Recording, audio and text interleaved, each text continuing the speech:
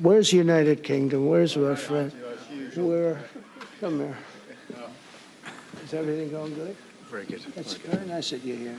These people all came in like 20-minute notice, and I think it's fantastic. And we have so many others, and just so many others. And United Kingdom, where's the United Kingdom? Where's our friend?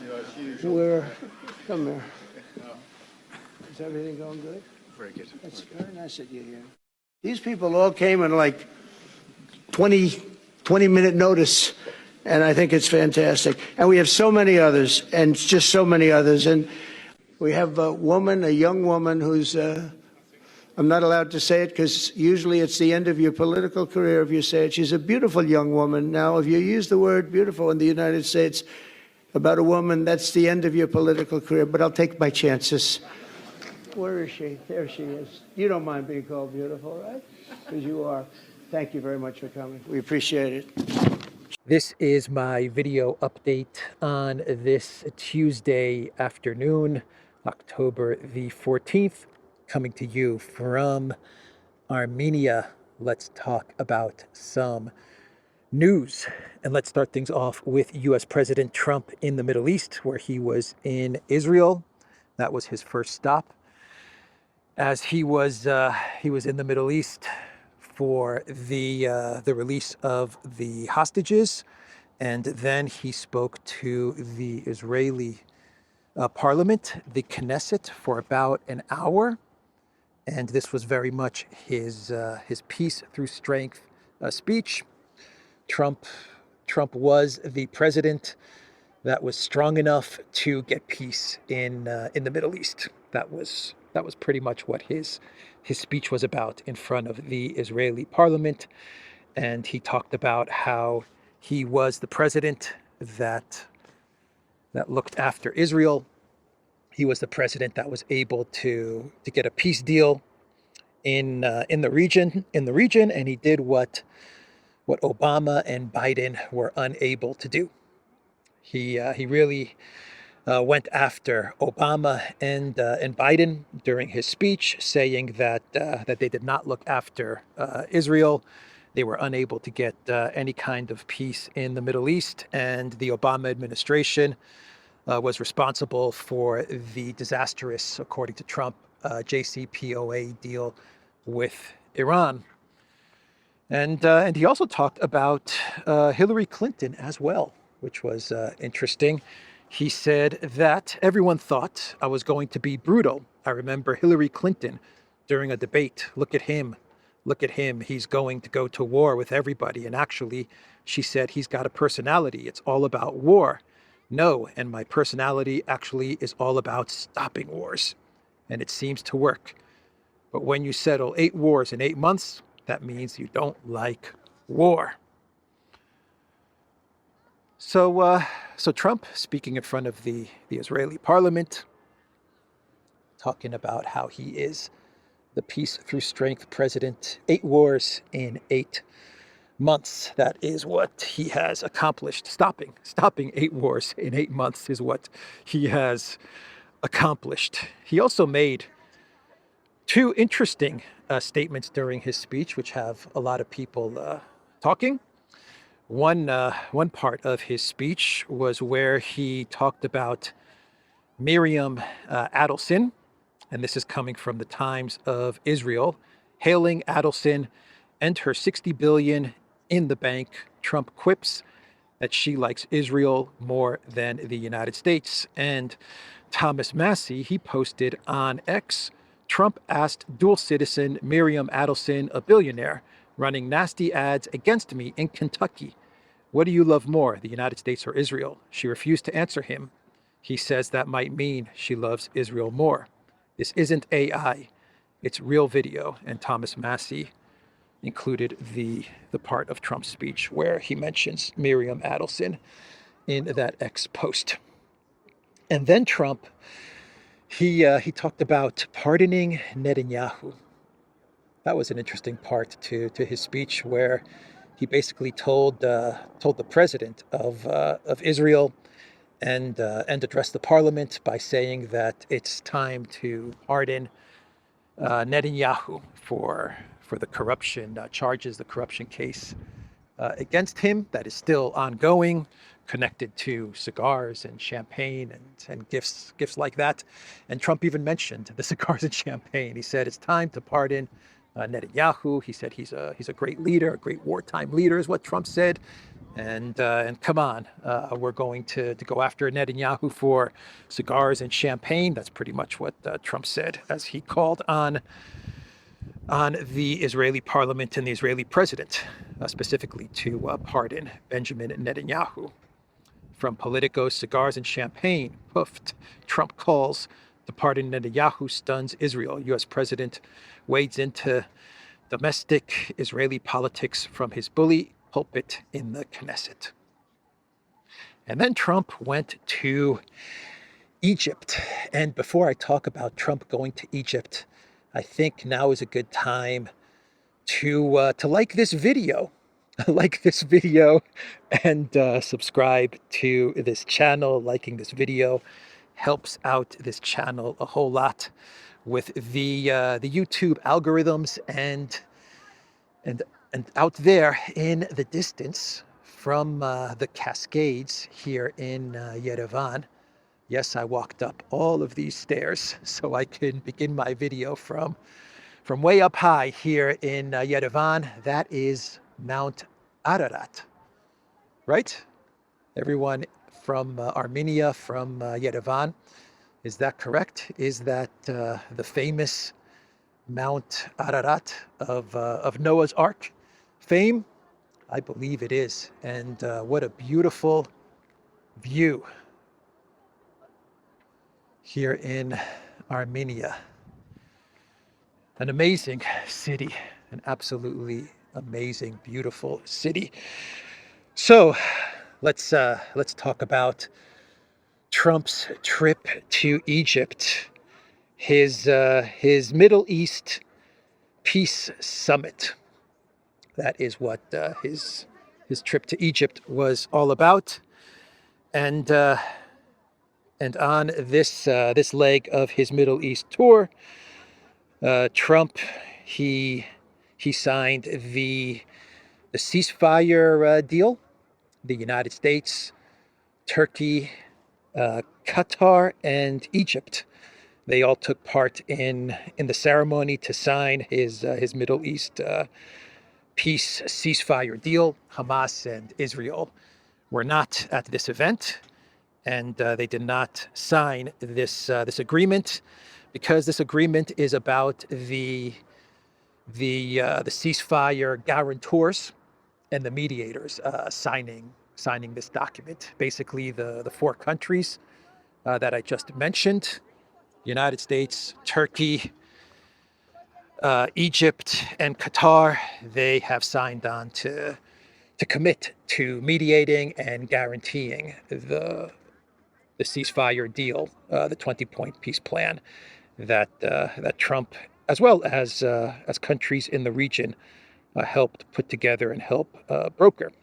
So his trip to Egypt was about him taking a victory lap, to be quite honest. This was his victory lap leg of his Middle East tour. They did the signing of the ceasefire agreement, and then the Europeans showed up, right? The Europeans, for some reason, all of these European leaders. Wow, that bird flew real close to me. Amazing. All of these European leaders, they were present in Egypt. Why were they in Egypt? Don't know, don't care, but they were there. They were there to cheer on Trump, let's be honest. The United States, the Trump administration, they called up their vassals and they told their vassals, they ordered their vassals, get on a plane, get to Egypt, and you are going to take part, be present at the signing of the Middle East agreement, and you're going to cheer Trump on as he takes his victory lap as the peacemaker, the peace president. And that's what they were there for. It was an order from the United States to the collective West vassal states to show up in the Middle East And you better believe it, they got on a plane, dropped whatever they were doing. France is melting down. The UK is melting down. They dropped everything and they showed up to Egypt so that they could cheer Trump on, and so that Trump can humiliate them. Right? It was really something strange, something bizarre going on in Egypt, because they got the order to show up to Egypt, all of these collective West leaders, and as Trump was speaking about him being the peace president, he also took some fun jabs at the leaders of Europe. And it was mostly the leaders of Europe. There was the leader of Azerbaijan there, and Erdogan was also there.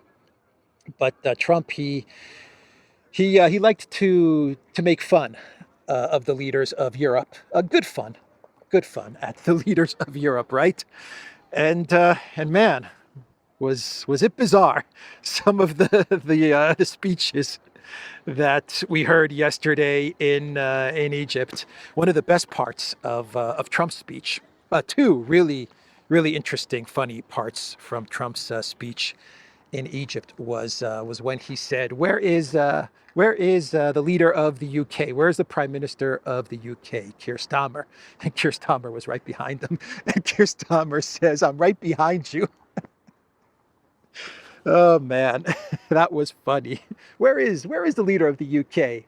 Right behind you, as always, Mr. President. Very fitting, actually. That entire exchange was very representative of the relationship between Trump and Keir Starmer. Right behind you, as always, I believe, is the direct quote from 008 Keir Starmer. Behind you as usual. Behind you as usual is what he said. Where is the United Kingdom is what Trump said. Behind you as usual. And then Trump, he complimented Meloni on her beauty.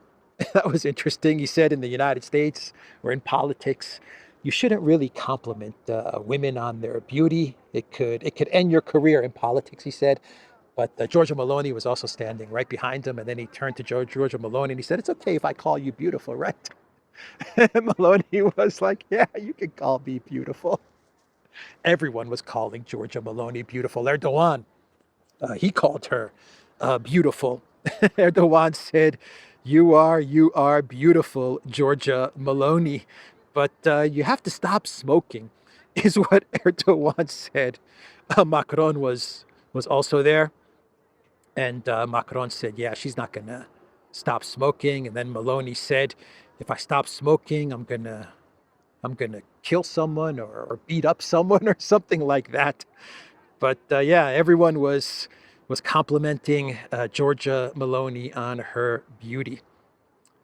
Trump, in his speech, he talked about the 8 countries that he has mediated a peace deal. He actually took out the list, so he wrote them all down, and he got Armenia and Azerbaijan correct. He got them correct. He said, I got a peace deal between Armenia and Azerbaijan, and they were there. They were present. Aliyev and Pashinyan, I believe Pashinyan was there, and Trump, he pointed to both of them, and he said, "Look at these two. They're good buddies now. They're friends. And when they first came to the White House, one of them was sitting over there, the other one was sitting over there, and they have been fighting for 31 years. And then I brought them together, and after a couple of hours, they were hugging each other, and they were the best of friends. And I mediated that peace deal between Azerbaijan and Armenia." Trump also talked about Iraq. They were also there, and he said Iraq has a lot of oil. He said a lot of oil, and I like it. They have so much oil, they don't know what to do with it, and I like it. Oh man, the Prime Minister of Pakistan, in his statement, he nominated Trump for a Nobel Peace Prize. That was funny. He said, "Yeah, Trump should get a Nobel Peace Prize." I like it. I like that Prime Minister of Pakistan. I like him a lot. Yeah, and then you had the handshakes. Everyone was there to greet Trump as they were arriving in Egypt. They were there to shake Trump's hand. And of course, you had the handshake battle between Trump and Macron, which has now become standard. And they were shaking each other's hand and kind of wrestling for about a couple of minutes. I think Trump won, but anyway, that was interesting, fun to watch. So I mean, that was Egypt. That was Egypt. It probably would have been more professional, maybe. I guess you could say more professional, maybe more diplomatic, more low key, right? More humble if it was just the United States, Turkey, Egypt, Qatar.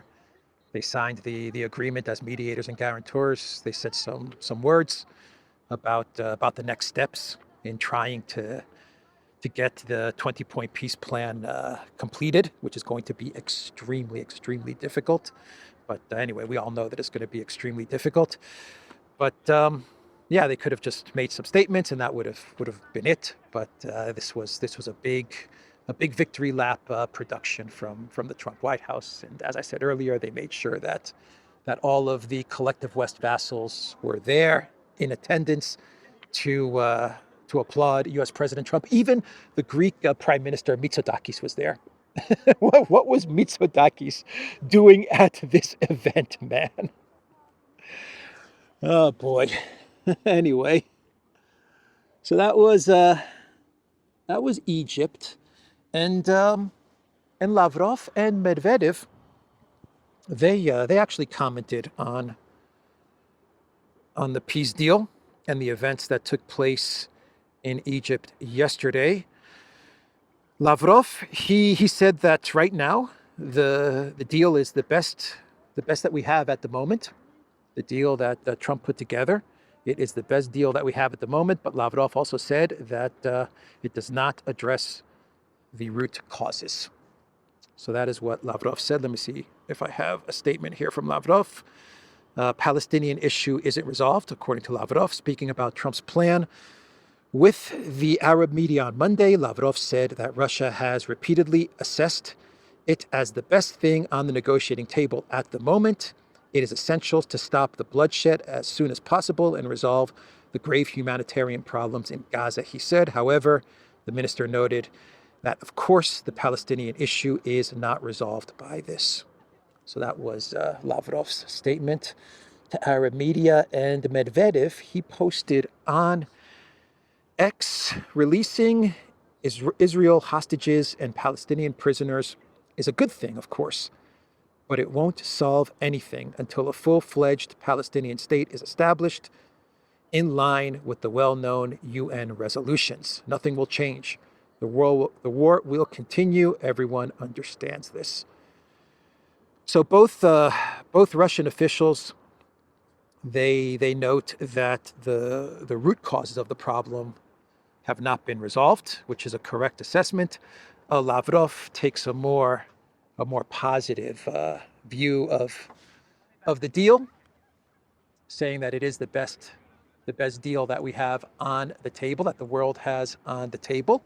So he does mention that. Medvedev takes a bit more of a pessimistic approach, saying that eventually the war will continue.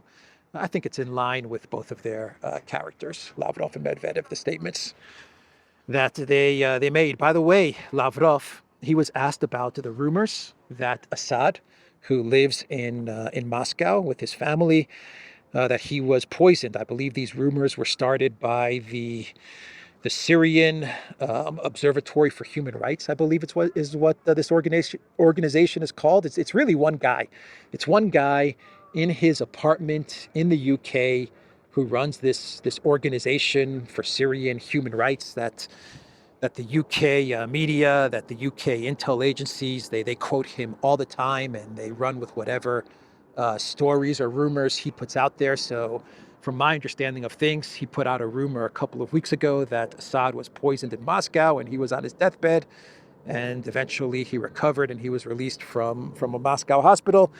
Anyway, Lavrov addressed these rumors and he said it's just a load of bollocks. He said it's all untrue. He said that Assad is fine. he's happy in Moscow with his family, and he is safe. So that's what Lavrov said about the Assad poisoning rumors. And now we can turn our attention to stunning and brave Kaya Kallas, who was not in Egypt. I don't even think Ursula was in Egypt. Maybe she didn't get an invite. Maybe she was in Egypt. But the top diplomat for the European Union, stunning and brave, not in Egypt, but in Kiev. She took the midnight train from Poland to Kiev, and she met with the Green Goblin. And boy, did Kaya Kallas say some crazy stuff. That Kaya Kallas. Well, first off, she brought 100 million to Zelensky, right? She pledged 100 million euros to Zelensky, and she also gave Ukraine 10 million euros to start the war tribunals for Putin and his administration. The EU has allocated the first 10 million euros for the tribunal of Putin. The European Union has begun funding a tribunal for Putin, an international organization that will try Russia's top leadership for crimes against Ukraine. The EU has allocated 10 million for the tribunal's organization. What an interesting grift that they've put together, huh? A tribunal that they can start pouring money into, so that they can pretend that they're going to bring Putin and Lavrov and all of his administration on trial for war crimes, which we all understand is never going to happen. But it's a very, very creative fund that the EU has thought up, right?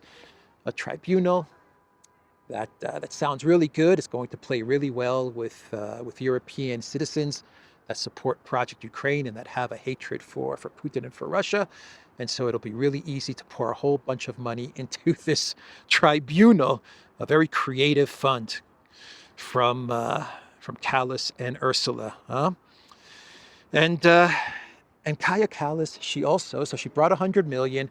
She starts up this tribunal fund with a cool 10 million. That thing's going to grow. And she also said that the EU supports tomahawks to Ukraine. She said that the Trump administration should absolutely send tomahawks to Project Ukraine.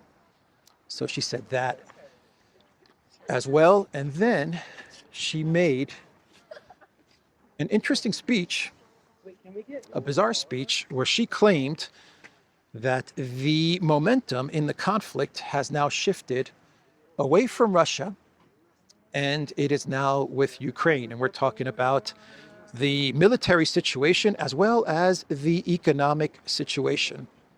This is the claim coming from stunning and brave Kaya Kallas. She said that the Russian military is struggling and they are exhausted.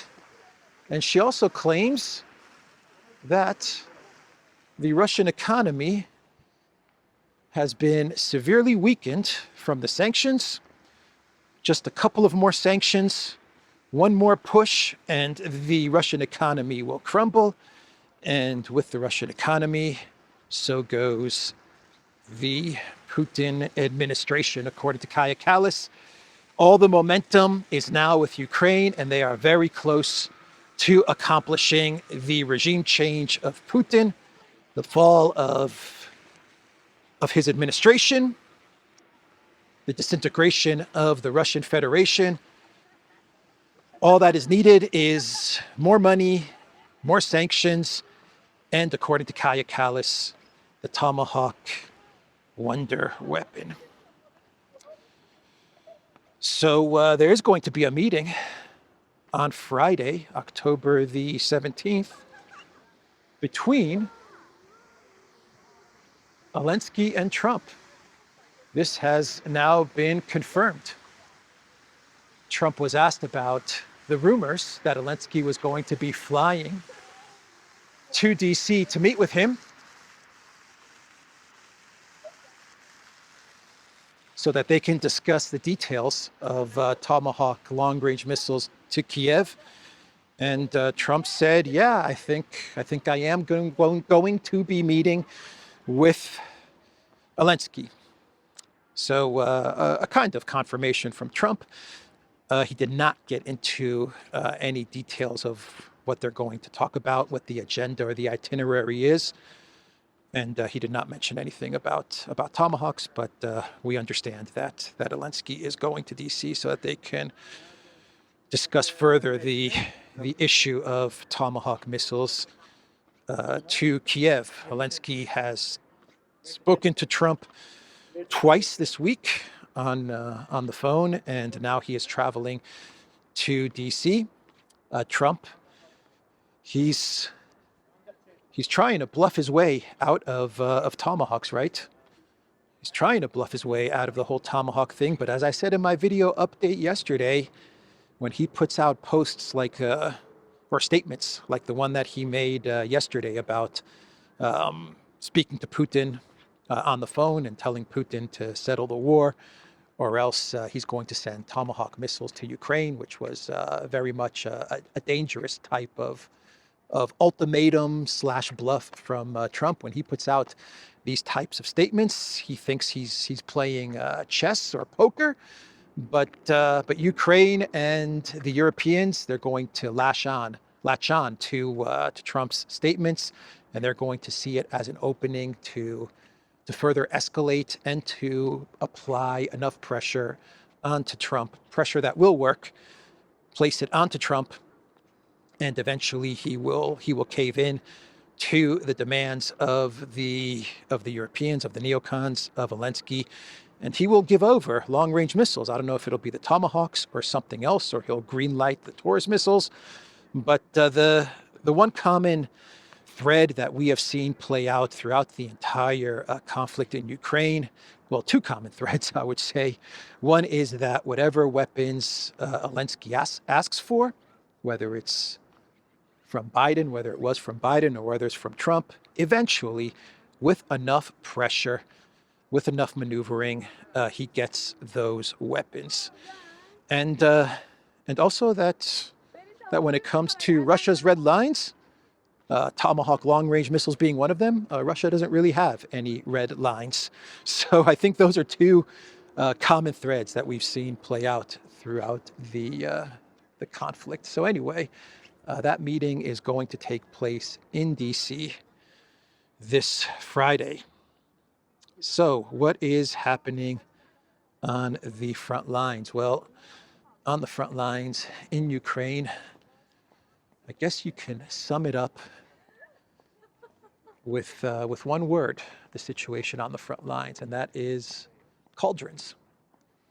Lots of cauldrons, lots of encirclements that are about to shut, encirclements that are being kept slightly open, so cauldrons with an opening, so that the Russian military can allow the Ukrainians to try and escape, as they have fire control over these openings, and they can annihilate the Ukraine military if they try to escape from these almost closed encirclements or cauldrons. And we see this playing out in Kupiansk. We see this playing out in all kinds of areas on the front line, which we've never seen before in this conflict. Usually we have one hotspot, and then we have one area where Russia encircles or almost encircles Ukraine, and then there's this big defeat that happens. We've seen that play out in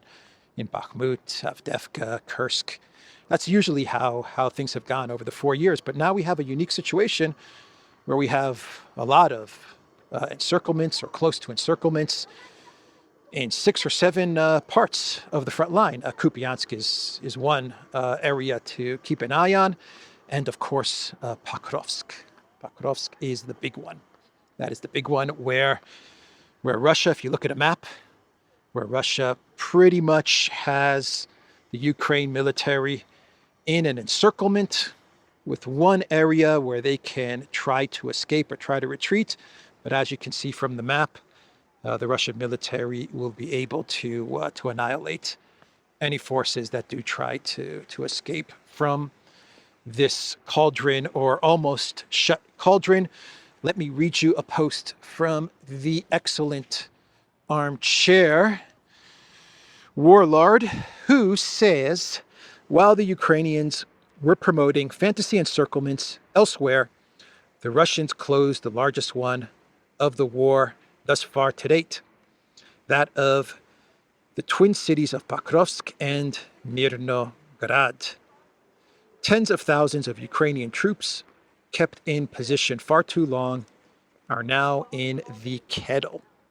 But AW, you say the Russians haven't physically surrounded the cities yet, and they don't have to. The Russians are now physically sitting on every high-speed avenue of approach into the cauldron, and the gap between their pincers is narrow enough to be swept by direct fire. The only way in or out of Pokrovsk right now that doesn't involve a breakout straight through Russian positions involves a journey across farm fields and tracks with minimal cover under direct fire during the Rasputisa, when the ground turns to glue, almost like they timed it that way to inflict as many casualties on the AFU as possible.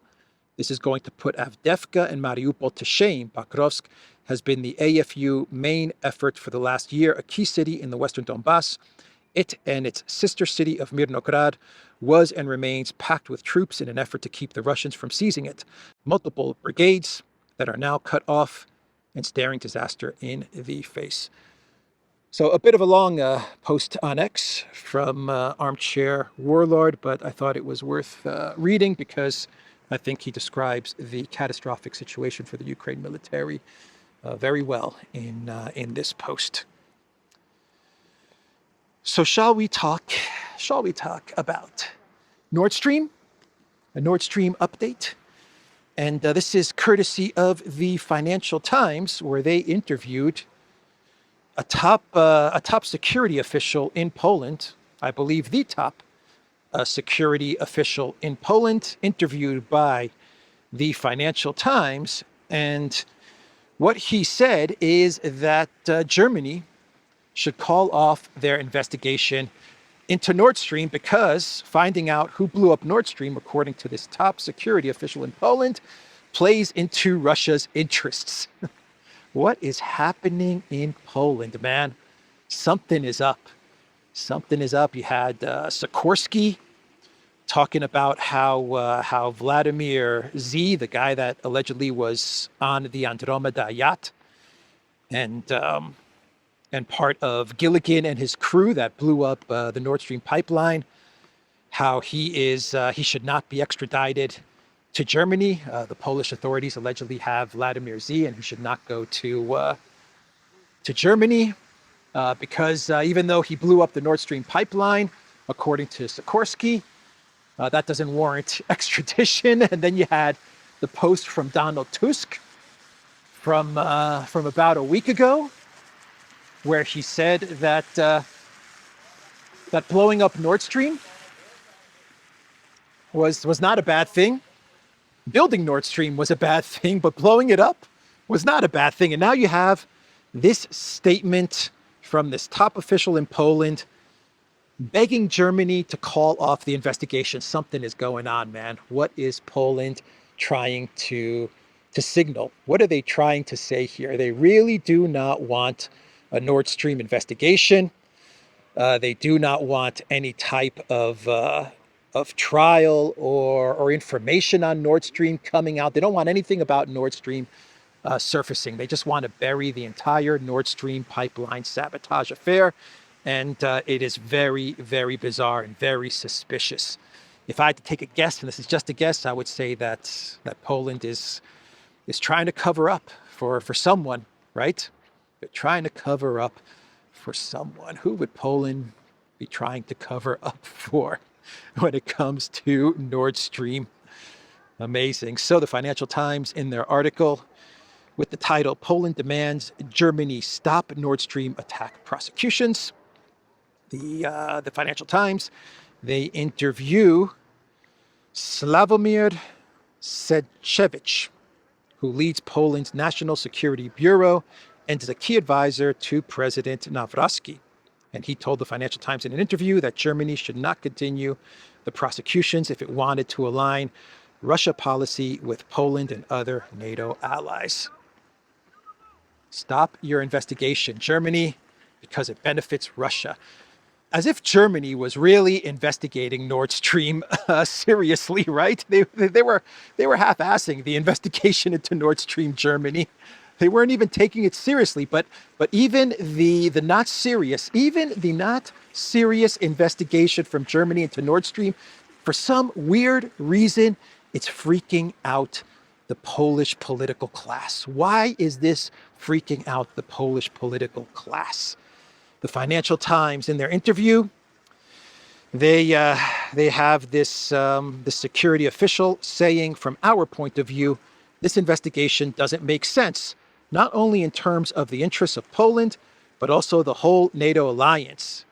Chekevich said, adding that prosecuting Nord Stream saboteurs might serve German justice, but also Russian injustice.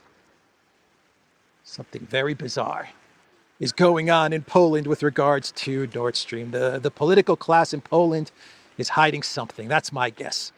They're hiding, covering up, protecting. They're protecting someone or some country. Who could it be? Who could it be?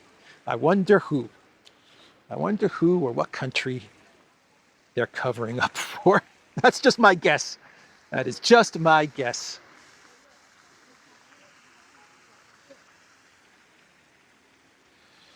So let's do a couple of more stories, and then we'll get into our clown world.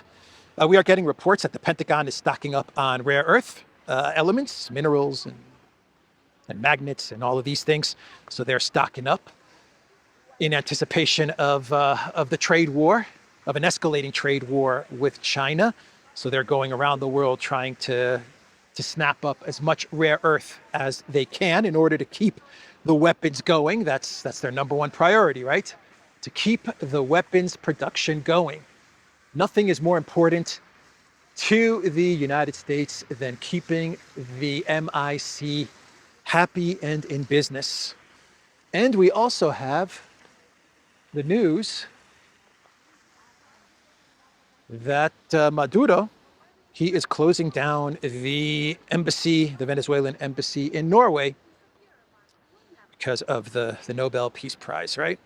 Going to Maria Corina Machado, the activist who is the Venezuelan activist politician who is calling for regime change in Venezuela, who is actively campaigning for regime change in Venezuela. And the Nobel Peace Prize Committee, they are with Machado in calling for regime change in Venezuela. So they gave her the Nobel Peace Prize with the encouragement, according to various reports, of one Secretary of State of the United States, Marco Rubio. And Maduro, he has taken the correct decision of closing down the Venezuelan embassy in Norway. Forget about it. The embassy is closed. No reason for Venezuela to have any diplomatic relationship for the time being with Norway, a government that is calling for regime change in our country. So that is an interesting bit of news from Venezuela. And I have a clown world for today, believe it or not, even though a lot of this video felt like a lot of clown world, a lot of the stuff that I talked about today. I do have one clown world for today, which is US President Trump posting on Truth Social about a Time magazine article where they talk about his Middle East peace deal. And Time, they have Trump pictured there on the cover with the title, His Triumph. And Trump liked this article. He said it's a good article, but you know what he didn't like? He didn't like the photo. He did not like the photo where the camera is from the bottom to the top of Trump, and he said that it makes his hair look weird, is what Trump said. The top of his head looks strange, so he did not like the photo from Time magazine. Though the article is good, the photo not so good. Trump posted on Truth Social, Time magazine wrote a relatively good story about me, but the picture may be the worst of all time. They disappeared my hair and then had something floating on top of my head that looked like a floating crown, but an extremely small one. Really weird. I never liked taking pictures from underneath angles, but this is a super bad picture and deserves to be called out. What are they doing and why? Like a tiny crown. It should be a bigger crown. I don't like it. I like the article, but I don't like the photo. Anyway, that's Trump taking a couple of minutes out of his busy peacemaking schedule to weigh in on Time magazine's article. So I think that is the video. I will end it there. Got a lot of beautiful statues. Actually, let's did you guys see the cat statue? Let's go check out the big cat statue, and we'll sign off for today. That's a beautiful statue. What an amazing area, huh? Amazing Yerevan.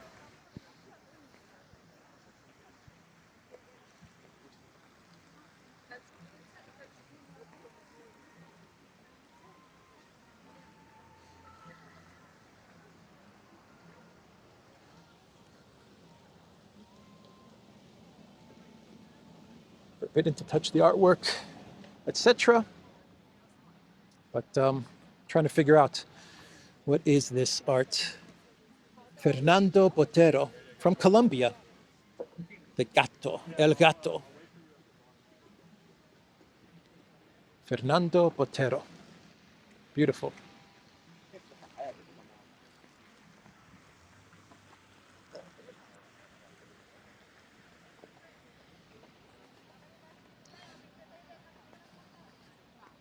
And let's take a look at this, and we will sign off for today. Like the video. Share the video. Go to the Durant shop. Pick up some merch like what I am wearing. And I will see everyone tomorrow. Take care.